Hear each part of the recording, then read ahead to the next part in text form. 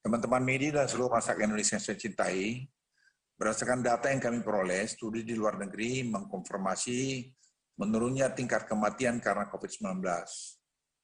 Misalnya pada pertengahan tahun 2020, COVID-19 dideteksi 13 kali lebih mematikan dari flu biasanya. Namun pada awal tahun 2022 ini, COVID-19 diprediksi yang Omicron diprediksi hanya 2 kali lebih mematikan dari flu. Jadi Omicron ini hanya 2 kali lebih parah dari penyakit flu. Sejak 44 hari dari tanggal 1 Januari 2022, kasus puncak Omicron sampai dengan saat ini belum melebihi puncak Delta di tahun lalu. Padahal jika kita merujuk ke negara lain, puncak Omicron biasanya 3-4 kali lebih tinggi dari puncak Delta. Tingkat rawat inap rumah sakit dan tingkat kematian juga masih jauh lebih rendah daripada periode Delta. Tapi ini juga tidak mengurangi tingkat kehati-hatian kita. Namun data ini perlu dipahami oleh kita semua untuk tidak memperlakukan Omicron ini sama seperti periode Delta yang lalu. Pola yang sama juga terlihat di Jawa Bali. Penambahan kasus di Jawa Bali terlihat melambat, namun terjadi peningkatan kontribusi di luar Jawa Bali. Dalam 7 hari terakhir, Provinsi Banten, Jawa Barat, dan Bali menjadi 3 provinsi yang tren kasusnya lebih tinggi dari puncak Delta. Namun, belum seperti yang kita diprediksi banyak orang 3 atau 4 kali lebih tinggi dari Delta. Berita positifnya, tren kasus di DKI Jakarta menunjukkan tanda-tanda mulai melewati puncaknya. Baik kasus harian, kasus aktif, maupun rawat inap mulai menunjukkan penurunan. Namun peningkatan mulai terjadi di DIY, Jawa Timur, dan Jawa Barat. Tetapi itu pun masih di bawah puncak Delta. Tidak hanya kasus, jumlah rawat inap rumah sakit di Provinsi Jawa Barat sebagian besar masih jauh lebih rendah dibandingkan dengan Delta. Tapi Bapak Ibu sekalian, teman-teman setanah air, jangan juga berpikir bahwa pemerintah menganggap enteng. Tidak, saya hanya membicarakan data yang ada. Yang jangan membuat kita jadi ketakutan berlebihan. Tetapi tetap kita harus super hati-hati menghadapi perilaku dari Omicron ini yang masih banyak juga yang belum kita tidak tahu. Hari ini, bed occupancy ratio yang dipublikasikan oleh pemerintah sebenarnya belum mencerminkan kapasitas maksimum. Jika pemerintah menggunakan kapasitas maksimum tempat tidur seperti yang terjadi pada puncak Delta yang lalu, maka bor yang Anda lihat akan jauh lebih rendah. Misalnya, tempat tidur yang disiapkan di Jawa Bali hari ini hanya sekitar 55.000, di mana terisi 21.000 tempat tidur, sehingga terlihat bor saat ini di angka 39%. Bila menggunakan kapasitas maksimal di angka 87.000 tempat tidur seperti saat Delta, maka bor hari ini di Jawa Bali hanya terisi 25% saja. Angka ini masih jauh di bawah standar WHO, yaitu sebesar 60%. Satu catatan lainnya adalah terkait tingkat kematian. Pada tingkat kasus harian yang sama pada 13 Februari yang lalu, sebanyak 44.000 kasus, tingkat kematian harian pada periode Delta mencapai lebih dari 1.000 kematian per hari, dibandingkan dengan 111 yang terjadi kemarin.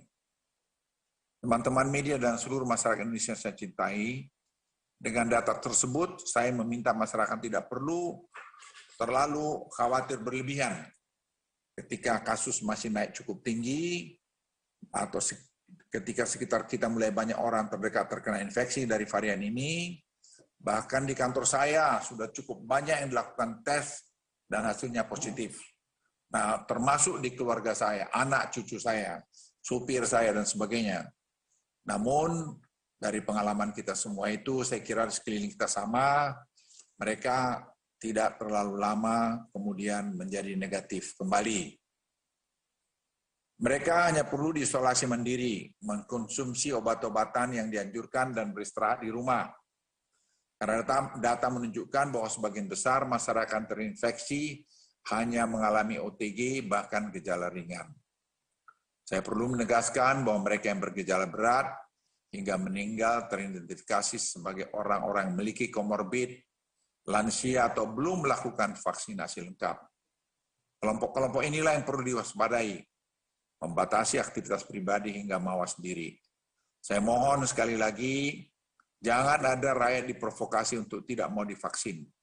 Karena rata-rata yang meninggal itu adalah orang yang belum divaksin lengkap, apalagi belum di booster, dan apalagi sudah memiliki komorbid dan juga sudah tua.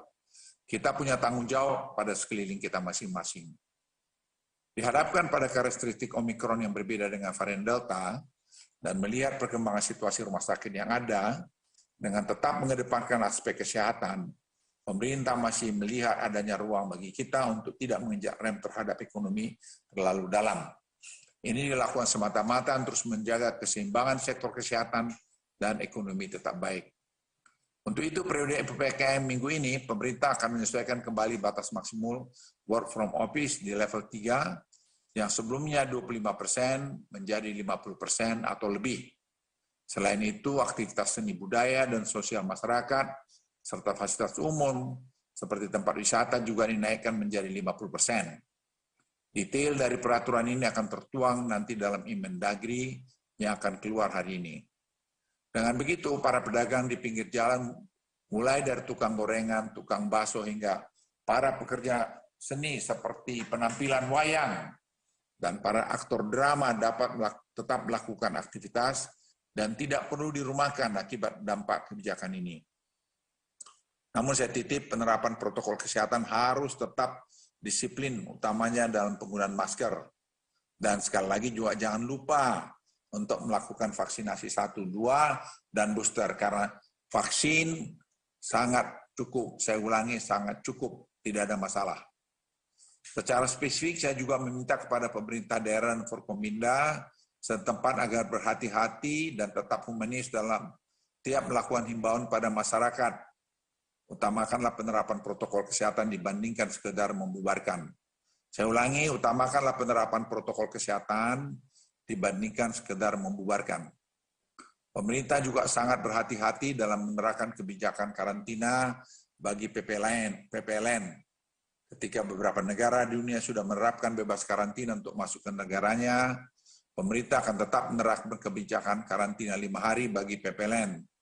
Namun mulai minggu depan, PPLN, baik WNA dan WNI, yang telah melakukan booster, saya ulangi, yang telah melakukan booster, lama karantina dapat berkurang menjadi 3 hari dengan syarat diantaranya tetap melakukan entry dan exit tes PCR. Exit PCR dilakukan di hari ketiga, di pagi hari, dan PPLN dapat keluar ketika hasil negatif keluar. PCR tes ini bisa cuma berapa jam. PPLN yang sudah selesai karantina dihimbau tetap melakukan PCR tes mandiri di hari kelima. Saya ulangi, melakukan PCR tes mandiri di hari kelima dan melaporkan kondisi kesehatannya kepada puskesmas atau vaskes terdekat. Kedepan jika situasi terus membaik, pemerintah berencana 1 Maret atau mungkin lebih awal dari 1 Maret, saya ulangi 1 Maret, hari karantina akan diturunkan menjadi 3 hari untuk seluruh PPLN. Lalu jika situasi terus membaik dan vaksinasi terus meningkat, tidak tertutup kemungkinan pada 1 April atau sebelum 1 April, PPLN tidak akan lagi menerapkan karantina terpusat bagi PLN. Namun sekali lagi, ini bergantung pada situasi pandemi dan supaya kita mengendalikan penyebaran kasus. Nah, kita semua bertanggung jawab di sini untuk membuat negeri kita ini tetap aman buat kita semua. Teman-teman media dan seluruh masyarakat Indonesia saya cintai, untuk memberikan kekebalan menghadapi gelombang Omikron, pemerintah terus mengejar target vaksinasi dosis kedua, terutama untuk lansia. Saat ini masih terdapat 15 kabupaten kota di Jawa Bali yang tidak mencapai target 50%. Umum dan 17 kota kabupaten untuk 40% lansia. Pemerintah akan memperpanjang masa transisi hingga 2 minggu ke depan bagi yang belum mencapai target tersebut. Pemerintah juga akan melakukan penyusunan regulasi pintu keluar masuk internasional di wilayah Jawa Bali kembali. Pemerintah akan membuka keberangkatan kedatangan jemaah umroh melalui Bandar Udara Juanda Surabaya. Selain itu, Bandara Juanda juga akan menerima WNA-WNI dari luar PMI. Bandara Ngurah Rai juga akan dibuka untuk WNA dan WNI non-PMI dengan segala tujuan, tidak hanya wisatawan. Pintu laut di Bali juga dibuka untuk WNA dan WNI yang datang menggunakan kapal pesiar, krus, atau layar joh. Teman-teman media yang saya cintai dan seluruh masyarakat Indonesia yang saya banggakan. Jika dibandingkan beberapa negara yang sudah melakukan pembatasan, bahkan tidak diwajibkan menggunakan masker, pendekatan kami jauh lebih konservatif. Hal ini dilakukan agar sistem kesehatan kita tetap terjaga, meminimalkan terjadinya kematian, karena menurut kami kehilangan satu nyawa sangat berharga. Setelah 2 tahun kungkung di pandemi COVID-19 ini, rasanya kita harus siap beradaptasi dengan ketidakpastian ini. Pemerintah minta masyarakat tidak perlu panik dengan varian Omikron, namun kata kita hanya perlu waspada dengan tetap terus menerapkan protokol kesehatan. Marilah kita terus berdoa dan berusaha semoga Tuhan yang Maha Kasih senantiasa memberikan kesehatan dan keselamatan buat kita semua dan kita keluar dari badai COVID-19. Terima kasih. Wassalamualaikum warahmatullahi wabarakatuh. Saya persilakan Menteri Perekonomian, Pak Erlangga. Terima kasih Pak Menko Marinvest, Pak Luhut, Pak Menkes, Pak Budi Gunadi Sadikin, beserta teman-teman media cetak, media elektronik, dan masyarakat yang saya cintai. Izinkan saya akan menyampaikan 2 hal. Satu terkait dengan hasil ratas, terkait PPKM luar Jawa Bali. Yang kedua, tadi saya diminta Bapak Presiden untuk menjelaskan terkait dengan hal yang sekarang mendapatkan perhatian publik, yaitu terkait dengan kebijakan jaminan hari tua dan jaminan kehilangan pekerjaan. Nah, terkait dengan hasil ratas PPKM dapat disampaikan hal seperti berikut. Bahwa pertama, angka reproduksi efektif Indonesia mengalami kenaikan dan kali ini naik menjadi 1,13 angkanya dan terjadi hampir di seluruh pulau. Kemudian terkait dengan kasus di luar Jawa Bali, relatif masih rendah, yaitu 13,9% dari kasus nasional. Namun tentu kita melihat sejak 24 Januari sudah mulai terjadi lonjakan, dan kita akan memonitor 2-3 minggu ke depan yang kemungkinan angkanya akan meningkat lagi, karena seperti kita ketahui luar Jawa Bali biasanya lagging atau lebih lambat dari Pulau Jawa Bali. Kasus harian dan perawatan rumah sakit mengalami peningkatan di 10 provinsi dari 15 kabupaten kota di luar Jawa Bali, meskipun kasus masih lebih tinggi saat Delta, namun perawatan rumah sakit relatif lebih rendah dan dalam tahapan atau situasi yang lebih terkendali.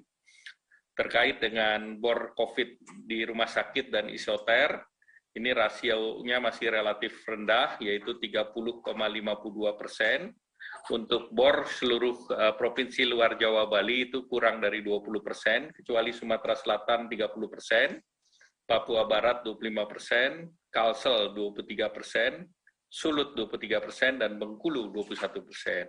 Kita ketahui bahwa kasus di NTB itu sudah melampaui Delta, yaitu hariannya 549, namun dari rumah sakitnya masih lebih rendah, yaitu 273. Saat Delta kemarin, rumah sakitnya bisa mencapai 820.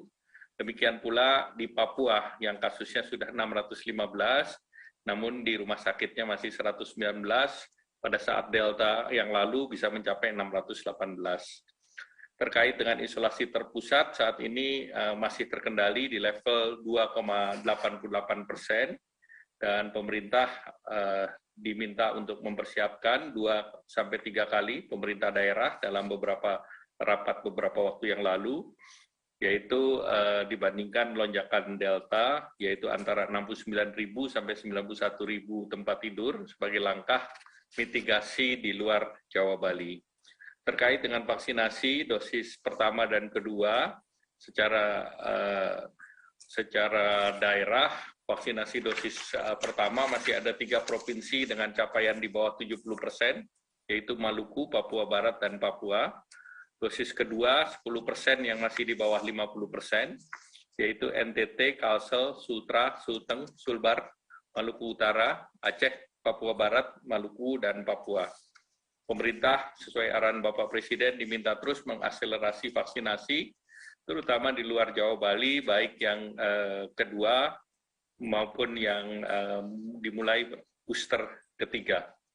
Terkait dengan perpanjangan PPKM di luar Jawa Bali, yaitu periode pelaksanaan selama 14 hari ke depan, yaitu tanggal 15 sampai 28 Februari 2022, dengan kriteria berdasarkan level assessment situasi pandemi, baik itu transmisi komunitas, yaitu jumlah kasus, kematian, rawat inap, dan kapasitas respons, testing, tracing, dan treatment, ditambah lagi vaksinasi dosis kedua minimal 45%, lansia minimal 60%, sehingga level kabupaten kota itu akan dinaikkan satu level PPKM-nya. Dengan demikian, dari 386 kabupaten kota di luar Jawa Bali, maka jumlah kabupaten kota dengan level 1 itu menurun dari 164 menjadi 63 kabupaten kota. Kemudian jumlah kabupaten kota dengan PPKM level 2 turun dari 208 menjadi 205 kabupaten kota, dan jumlah PPKM level 3 meningkat dari 14 menjadi 118 kabupaten kota. Ini murni untuk mempersiapkan menghadapi kenaikan Omikron dalam 2-3 minggu ke depan. Nah, kemudian juga dilaporkan terkait dengan travel bubble Batam, Bintan, Karimun, tanggal 18 Februari nanti akan dimulai ferry dari Singapura untuk masuk di wilayah tersebut. Kemudian dilaporkan juga terkait dengan MotoGP di KIK Mandalika, pada saat pre-season test kemarin, tanggal 11 sampai 13, berlangsung secara aman dan lancar, tanpa ada kendala yang signifikan. Perkembangan kasus tentunya dari hasil pembalap maupun hasil lab PCR ini membuktikan bahwa karantina sistem bubble bisa terus dipertahankan sampai minggu malam. Sementara dari segi official jurnalis vendor termonitor 15 WNA positif namun tidak bergejala dan sedang saat ini diisolasi. Vaksinasi di Lombok juga terus didorong, di mana Mataram sudah vaksin pertama lebih dari 114%, vaksin kedua 81,4%, Lombok Tengah vaksin pertamanya 90,82%, dan juga vaksin kedua 68%, secara keseluruhan di NTB 90,26%, dan vaksin kedua 61,4%, dan ini akan terus ditingkatkan sampai menuju MotoGP di bulan Maret nanti. Selanjutnya saya ingin memberikan penjelasan terkait dengan kebijakan hari tua dan jaminan kehilangan pekerjaan yang dalam hari-hari ini mendapatkan perhatian dari media massa maupun masyarakat.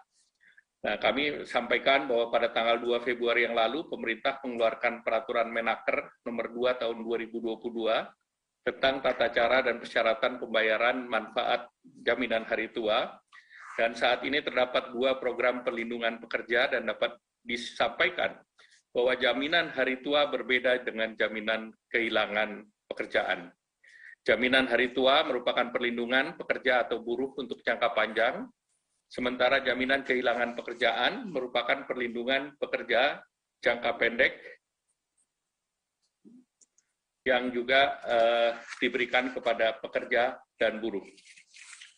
Terkait dengan pokok-pokok terkait kedua kebijakan tersebut, Jaringan Hari Tua dirancang sebagai program jangka panjang untuk memberikan kepastian tersedianya jumlah dana bagi pekerja saat yang bersangkutan tidak produktif lagi akibat usia pensiun atau mengalami cacat total tetap atau meninggal dunia. Manfaat dari program jaminan hari tua adalah yang pertama adalah akumulasi iuran dari pengembangan, yang kedua adalah manfaat lain yang dapat dicairkan sebelum masa pensiun dengan persyaratan tertentu, kemudian telah mengikuti kepesertaan sebanyak 10 tahun minimal, dan nilai yang dapat diklaim paling banyak 30% dari jumlah jaminan hari tua untuk kredit perumahan atau untuk keperluan perumahan, atau paling banyak 10% untuk kebutuhan di luar kebutuhan perumahan. Dengan adanya Permenaker 2 2022 tersebut, akumulasi iuran dan manfaat akan diterima lebih besar jika peserta mencapai usia pensiun, yaitu di usia 56 tahun. Nah, selain itu, Permenaker 2 2022 dan PP 37 2021, pemerintah tidak mengabaikan perlindungan bila pekerja atau buruh ter-PHK sebelum usia 56 tahun. Pemerintah memberikan perlindungan bagi pekerja atau buruh berupa jaminan kehilangan pekerjaan, uang pesangon, uang penghargaan masa kerja, dan uang penggantian hak. Nah, bagi pekerja formal yang terlindungi dengan jaminan kehilangan pekerjaan, JKP merupakan jaminan sosial baru di dalam Undang-Undang Cipta Kerja untuk melindungi pekerja dan buruh yang terkena PHK agar dapat mempertahankan derajat hidup sebelum masuk kembali ke pasar kerja. Klaim JKP efektif pertanggal 1 Februari 2022 ini mulai diberlakukan, dan JKP adalah perlindungan jangka pendek bagi para pekerja atau buruh karena langsung mendapatkan manfaat seketika saat berhenti bekerja. Penambahan program JKP tidak mengurangi manfaat program jaminan sosial yang sudah ada. Saya ulangi, JKP tidak mengurangi manfaat jaminan sosial yang sudah ada, dan iuran program JKP tidak membebani pekerja dan pemberi kerja, karena besaran iuran sebesar dari 0,46% dari upah berasal dari pemerintah pusat. Sekali lagi, besaran iuran JKP sebesar 0,46% dari upah berasal dari pemerintah pusat. Kemudian pekerja buruh yang mengalami PHK berhak memperoleh manfaat JKP berupa uang tunai sebesar 45%, upah di bulan ke-1 sampai dengan ke-3, dan kemudian 25% upah di bulan ke-4 sampai dengan ke-6. Sebagai contoh, rata-rata kalau mendapatkan PHK di tahun kedua, itu dengan gaji misalnya sebesar 5 juta, maka akan diberikan 45% dari 5 juta adalah 2.250.000 dikali 3 bulan, berarti 6.750.000. Sedangkan bulan ke-4 sampai ke-6 adalah 25% dari 5 juta atau 1,250 juta kali 3 adalah 3.750.000, sehingga mendapatkan 10.500.000. Sedangkan dengan mekanisme yang lama dengan JHT itu mendapatkan iurannya adalah 5,7% dari 5 juta, yaitu 285.000 dikali 24 bulan, 6,84, dan tambahan 5%, pengembangan 2 tahun 350.000, sehingga mendapatkan 7.190.000. Sehingga secara efektif regulasi ini memberikan 10.500.000 dibandingkan 7.190.000. Nah, selanjutnya akses informasi pasar kerja dan bimbingan jabatan akan dilanjutkan, diberikan, sehingga bisa kembali masuk ke lapangan pekerjaan. Demikian pula melalui pelatihan dengan lembaga pelatihan milik pemerintah, swasta, ataupun perusahaan. Selain kebijakan di atas, pemerintah juga memberikan perlindungan sosial bagi pekerja informal, karena memang ada pertanyaan bagaimana dengan pekerja informal. Nah, pemerintah sudah memberikan program kartu prakerja untuk reskilling, upskilling, dan ini diberikan untuk kewirausahaan dan juga bisa diberikan kepada pelaku UMKM yang terdampak COVID. Nah, total besar yang diberikan adalah 3.550.000, pelatihan 1 juta, insentif 2,4 juta, atau 600.000 dikali 4 plus survei 150.000. Ke depan pemerintah terus mengintensifkan sosialisasi yang untuk 3 bulan ke depan, dan Menteri Ketenagakerjaan akan mulai hari ini menyosialisasikan kebijakan ini secara teknis, dan pemerintah akan selalu melindungi para pekerja dan masyarakat di berbagai sektor agar dapat memenuhi kehidupan yang layak sebagai yang diamanatkan oleh konstitusi kita. Demikian, terima kasih. Kami kembalikan Pak Menko Marinvest. Terima kasih Pak Erlangga. Saya persilakan Menteri Kesehatan. Terima kasih Pak Menko Marinvest, Pak Menko Ekons, rekan-rekan wartawan yang kami sayangi. Assalamualaikum warahmatullahi wabarakatuh.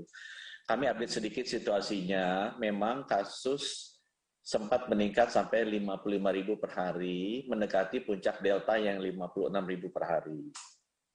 Walaupun sekarang sudah agak turun ya, karena memang sedang hari libur di angka 40-an ribu. Ada 6 provinsi yang sudah melampaui kasus Delta. Dan 37 kabupaten kota yang juga sudah melampaui puncak Delta. Ke-6 provinsi tersebut adalah DKI, Banten, Jabar, Bali, Nusa Tenggara Barat, dan Papua.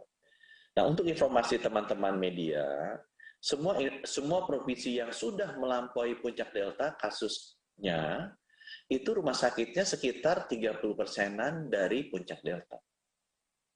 Ya, ada 2 yang agak tinggi, yaitu Jakarta dan Bali. Tapi trennya Jakarta dan Bali sekarang, khususnya Jakarta, itu sudah melandai dan kemungkinan akan segera turun. Ya, data-data yang kami lihat Jakarta. Saya rasa nanti Banten, Jabar, Bali ini sudah mendekati puncak, ya, dan baru nanti akan bergeser ke provinsi-provinsi seperti Jawa Timur, Jawa Tengah, Jogja, dan di luar Jawa. Ya, tapi DKI kemungkinan besar kami mengamati bahwa minggu ini akan sampai puncaknya dan akan mulai bergerak turun, ya, bergerak turun. Dan rumah sakitnya berhenti di level 40-50% dibandingkan dengan puncak Delta. Kemudian kedua mengenai rumah sakit. Nah, ini yang lebih penting sebenarnya karena ciri-ciri Omikron, walaupun memang kasus konfirmasinya pasti kita lihat lebih tinggi dari Delta di seluruh negara, tetapi yang masuk rumah sakitnya kalau kita memanage dengan baik, vaksinasi yang lengkap, umumnya lebih rendah dari Delta. Nah, jumlah yang dirawat di rumah sakit seluruh Indonesia sekarang 27.000. Tempat tidur isolasi kita kapasitasnya 120.000. Jadi masih sekitar 22-23%. Masih ada sekitar 90.000 bed dari 27.000 yang sudah terisi, yang masih bisa kita gunakan. Memang banyak kabupaten, kota, provinsi yang memakai perhitungan bor bukan kapasitas maksimal seperti yang pernah kita alami saat Delta, tapi kapasitas yang tersedia, karena mereka masih belum mengaktifkan beberapa tempat tidur yang dulu pernah dipakai sebagai tempat tidur isolasi. Jadi tidak usah khawatir, karena dari 27.000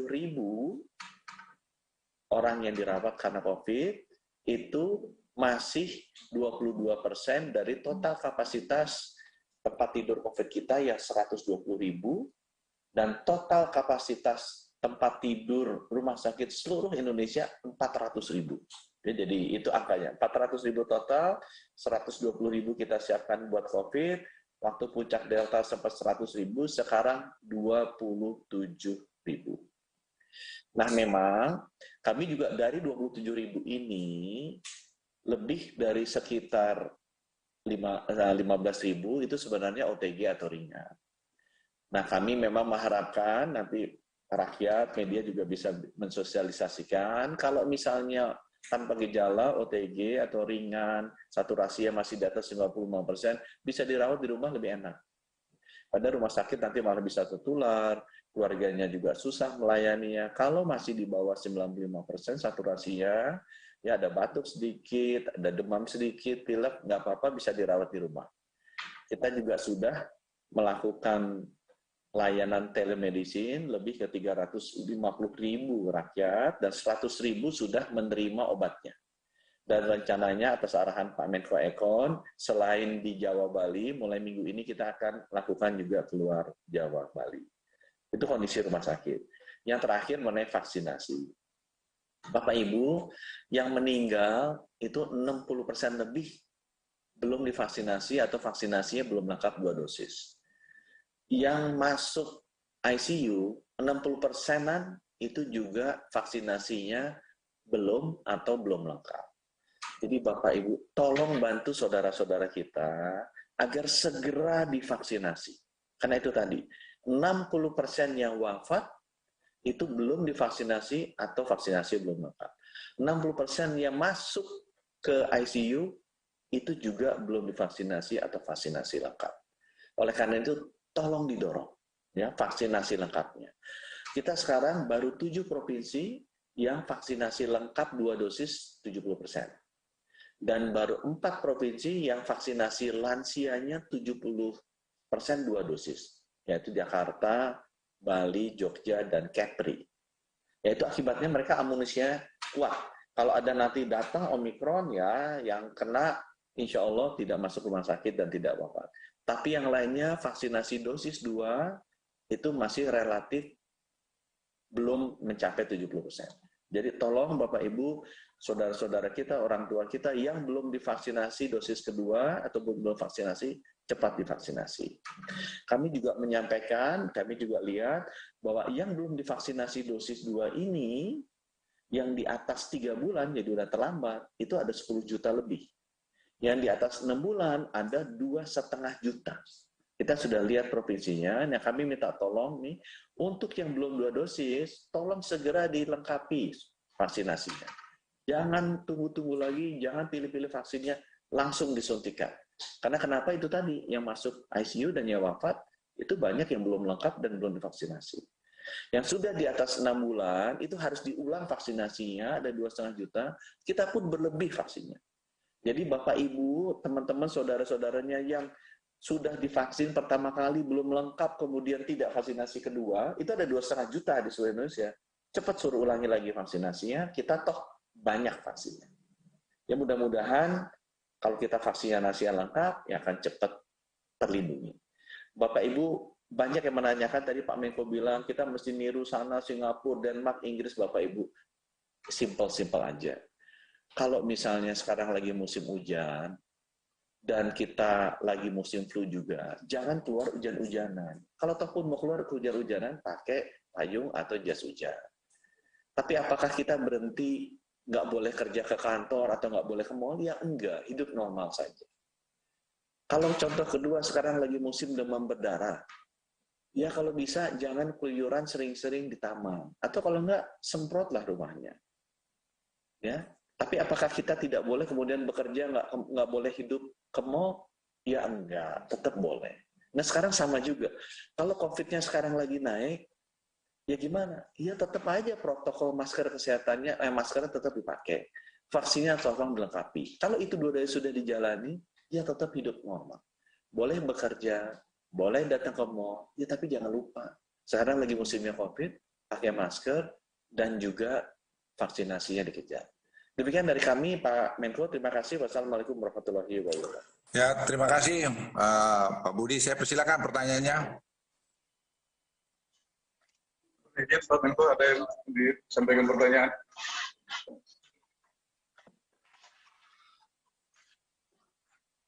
Baik, selamat sore Bapak Menteri semuanya. Izinkan kami untuk menyampaikan beberapa pertanyaan, Pak.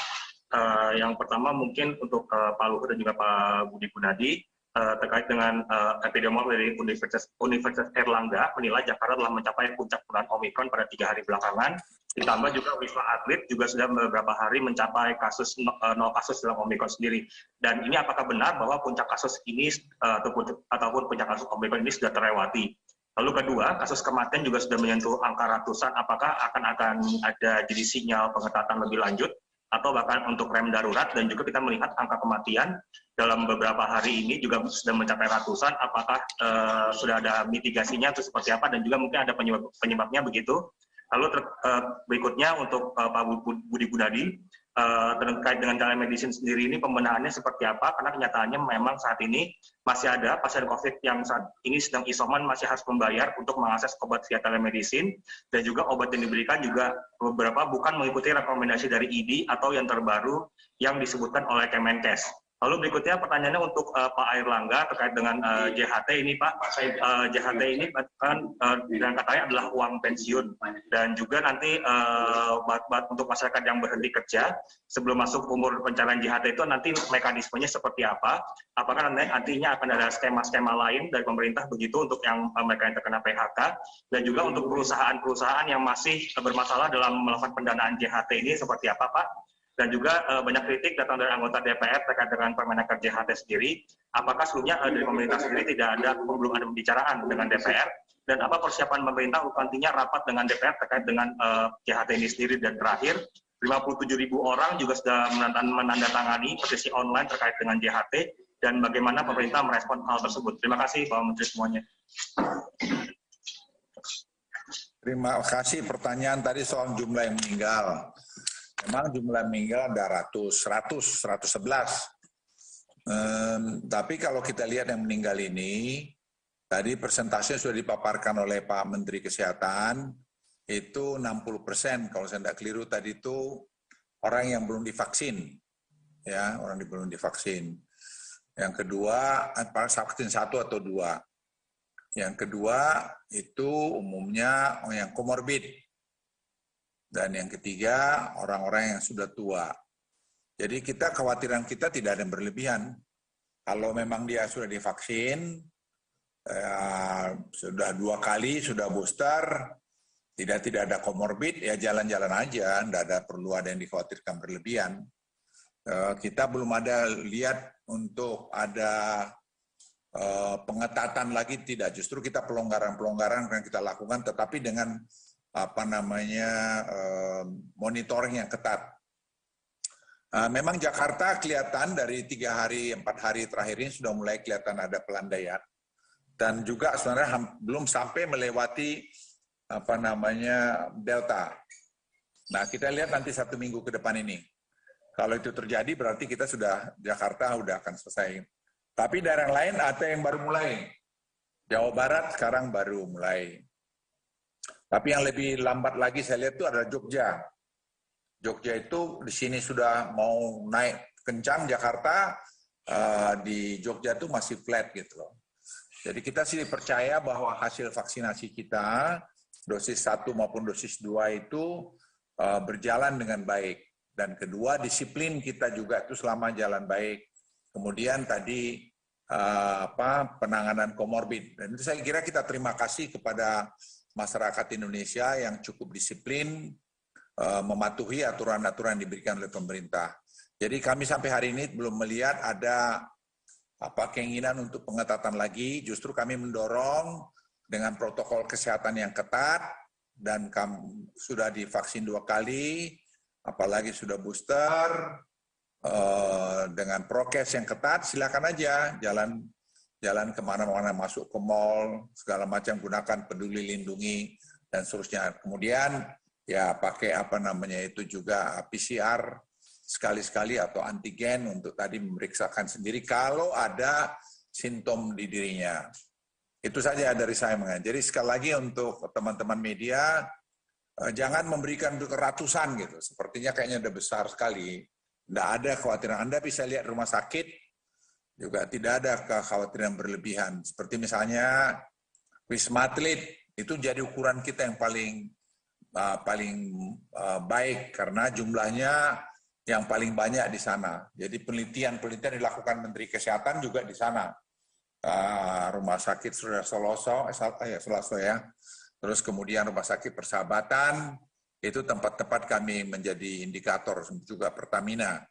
Jadi sampai hari ini kami tidak ada melihat hal-hal yang sangat serius yang perlu kita takut, tapi kita tetap waspada, hati-hati, melihat satu persatu, dan kita juga mendengarkan pendapat dari para ahli epidemiolog maupun 5 profesi kesehatan dan juga Ketua Dewan Guru Besar dari UI. Jadi sekali lagi, tidak ada pengambilan keputusan ini tanpa mendengarkan mereka. Baru kami godok dan kemudian kami putuskan. Itu dari saya. Mungkin Pak Budi silakan. Terima kasih Pak Menko. Jadi emang untuk kematian yang 111, biasanya kematian itu lagging ya. 2 minggu sesudah puncak kasus, dia puncak kematian tercapai. Contohnya waktu Delta, puncak kasusnya tuh 15 Juli ya, itu 56.000, puncak kematiannya 27 Juli 2069.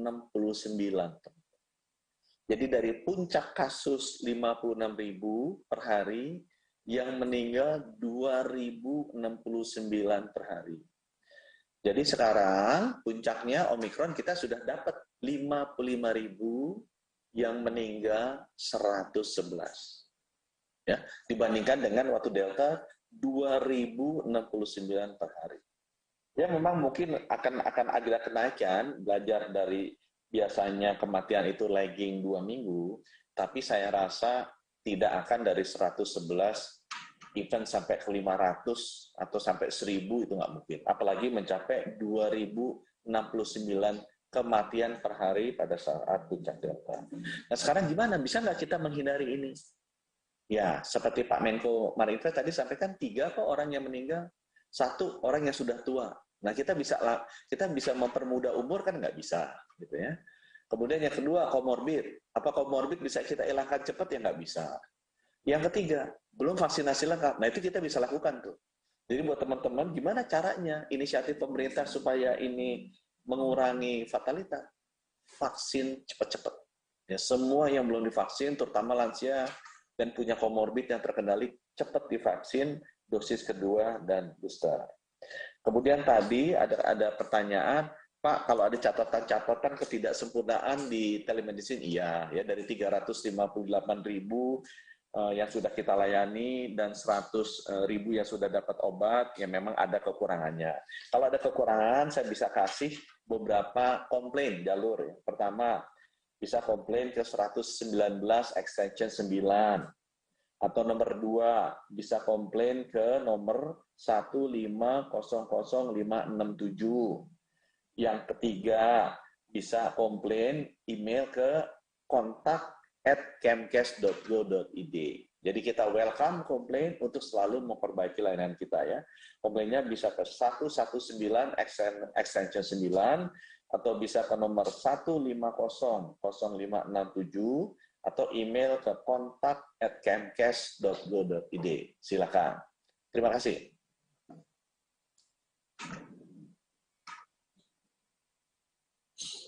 Terima kasih.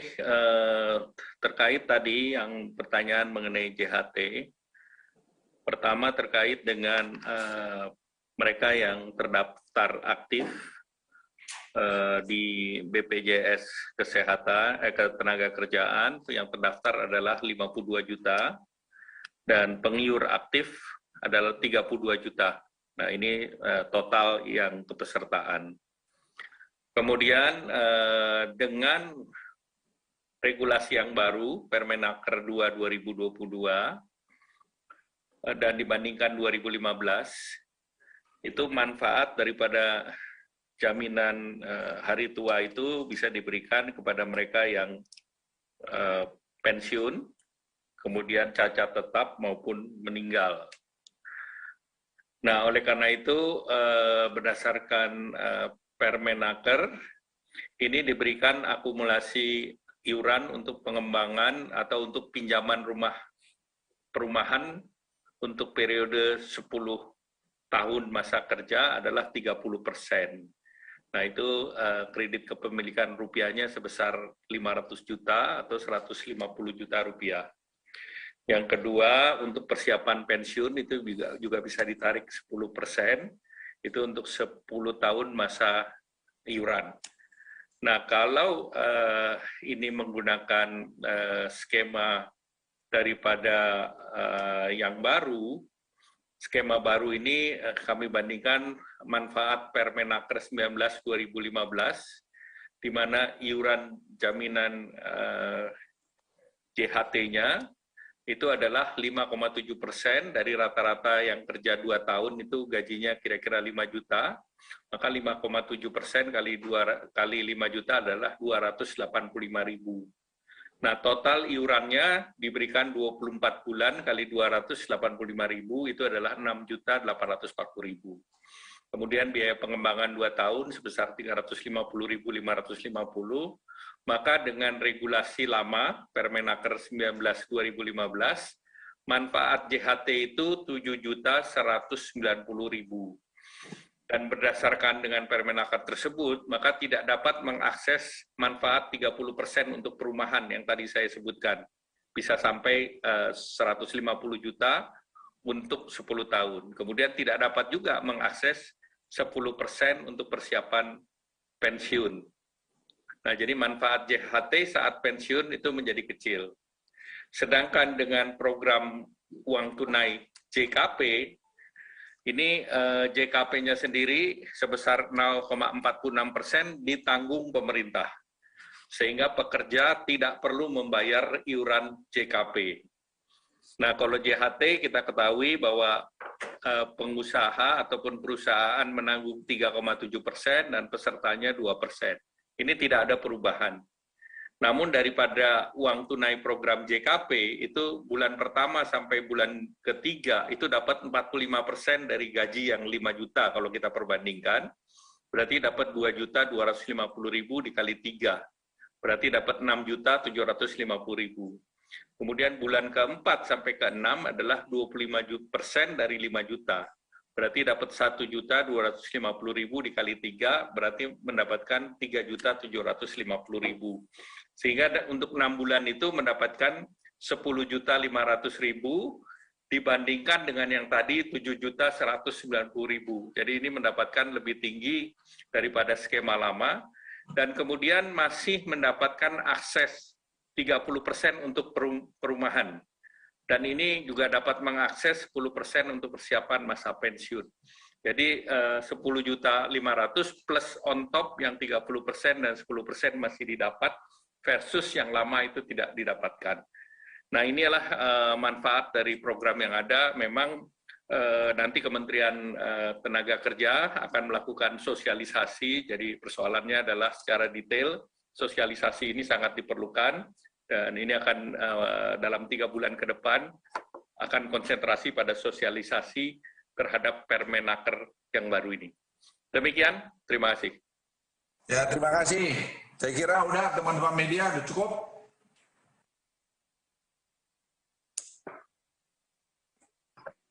Ya, cukup. Banyak. Oke, terima kasih. Alhamdulillah. Terima kasih Bapak semua.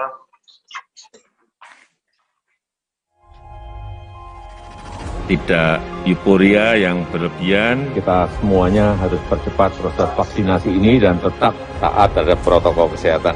Terutama memakai masker.